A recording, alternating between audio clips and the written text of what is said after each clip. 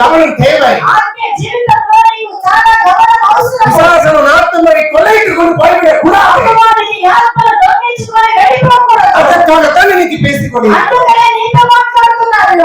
ஒரு யுத்த வாழ்க்கை உண்டு என்று ஏற்கனவே சொல்லிவிட்டேன்.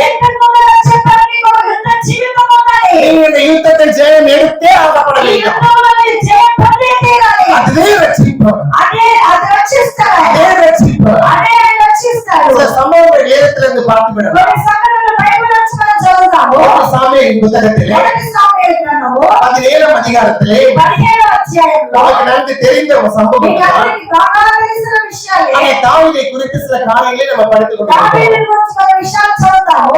6 அடி உயரத்தில் இருக்கிற கோலியாத்தோ 6 అడుగుల ఎత్తులో ఉన్న గొలియాతుని 40 நாட்களாக தொடர்ந்து வந்து அங்கே இஸ்ரவேலை சண்டைக்கு இழுக்கிறான். 40 రోజులుగా ఆ ఇశ్రాయేలు ప్రజలు గొడవకు లాగుతూ ఉన్నాడు. வாடா என் கூட சண்டைக்கு. రానా గొడవ పెట్టుకోవడానికి. இது ఒత్తికి வாடா. ఒక్కడే రావాలి రాజుని. கூட்டமா வரிசையில் நின்று கொண்டு இருக்கிறார். వారంతా చాలా గొప్పగా వరుసగా నిలిచినారు. வா ஒத்திకి நீ ఎంత మోది పారే అని అంటే கேக்குறான். గొలియాతు ఒక్కడిగా ఈ రాజ్యాన్ని తెచ్చినంత పోరాటం చేయండి. அந்த 40 நாட்களும் இஸ்ரவேல் ஜனங்கள் பயந்து கொண்டே இருந்தார்கள். ఆ 40 దినాలు ఇశ్రాయేలు ప్రజలు భయపడుతూ బ్రతికారు. రాజా సౌల్ రాజాకు ఒరే కులపం.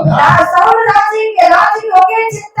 ராஜா கூட போய் சண்டை போடல. రాజు కూడా వెళ్ళి పోరాటం చేయలేకపోయాడు. யாராவது இருக்கிறாரா தேடிக்கொண்டு இருக்கிறார். ఆయన ఎవరైనా ఉన్నారేమో వెతుకుతున్నాడు. 40 நாள் அந்த ஜனங்களுக்குள்ள பயம் தான் இருந்தது. ఆ 40 దినాల్లో ప్రజల్లో భయమే ఉండింది. கொஞ்சம் யோசித்து பாக்குறேன். కొద్దిగా ఆలోచించి చూస్తే ஒரு நண்பர் இன்னொரு நண்பர் கிட்ட சொல்லியிருப்பார். ఒక స్నేహితుడు ఇంకో స్నేహితుడితో చెప్పంటాడు. நீ சண்டை பெரிய சண்டைக்காரன் நீ இல்ல. అయ్యా నువ్వు చాలా యుద్ధం చేసేవాడు. அந்த கோலியத்தை ஈஸியா ஜெயிச்சுட போராட்டத்தில் தள்ளி இருப்பான். ఆ గొలియాతు ఈజీగా జయించొచ్చు వెళ్ళేలా కోసే ఉండొచ్చు. அவன் இல்ல நான் பயந்து இருக்கிறேன்னு சொல்லி இருப்பான். అప్పుడు ఆ వ్యక్తి అంటాడు నేను భయపడుతున్నాను. ஆனா பாருங்க இந்த தாவீது ஒரு சிறு வயதுல చిన్న వయసు కలిగినవాడు. அங்கே அவனுக்கு கடும் கோபம் வந்தது. అతనికి చాలా కోపం కలిగింది. என்ன தெரியுமா? ఎందుకో తెలుసా? அந்த தேவனை அவன் நிந்தித்தானே இருந்துச்சு. అది ఇశ్రాయేలు దేవుణ్ణి నిందించాడు. அந்த ரட்சணையை தேவனை நிந்தித்தானே இருந்துச்சு. ఆ రక్షించే దేవుణ్ణి నిందిస్తున్నాడు. அந்த கோபம் ஒருக்குள்ள வந்தது. ఆ రోషమతలో కలిగి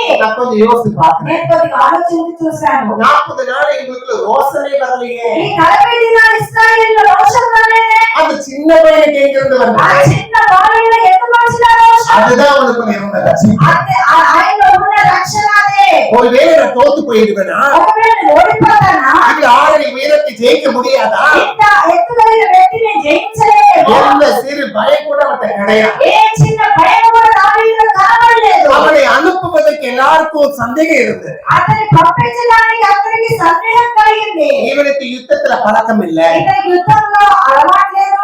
இவன் அந்த போர் டிரெஸ் போடுவதற்கு தகுதியும் இல்ல. ఆ యుద్ధ వస్త్రాలు వేసుకోవడానికి అర్హత లేనివాడు. அந்த கோலியத் கூட கேக்குறான். ఆ గొలియాతు కూడా అడుగుతున్నాడు. நான் என்ன நாயா? నేనేమైనా కుక్కరా? நதியோட வந்திருக்கேன் ఏంటి కర్ర நாயா? పట్టుకొని వస్తున్నావు? அன்புக்குரியவர்களே, ప్రియమైన వాళ్ళారా, ஆண்டவர் உங்களுக்குள்ள அந்த வைராக்கியத்தை வைத்து இருக்கிறவா. దేవుడు మీ హృదయాల్లో అటువంటి రోషాన్ని వైరాగ్యాన్ని పెట్టాడు. ரட்சிக்கப்பட்டிருப்போமா? రక్షించబడి ఉన్నట్లయితే கர்த்தருடைய நாமத்துக்கான ஜெயம் எடுத்து விடும். దేవుని నామములో మనం జయాలెత్తుతాము. தேவ நாமத்துக்கு எந்த அவமானத்தை கொண்டு வர மாட்டோம். దేవుని నామానికి ఎటువంటి అవమానాలు మనం తీసుకోగలం. நம்ம வாழ்க்கையை அப்படி சாட்சியா போய்விடும். మన జీవితం అలా సాక్షిగా వెళ్ళిపోతుంది. திருநெல்வேலி குழு மக்கள்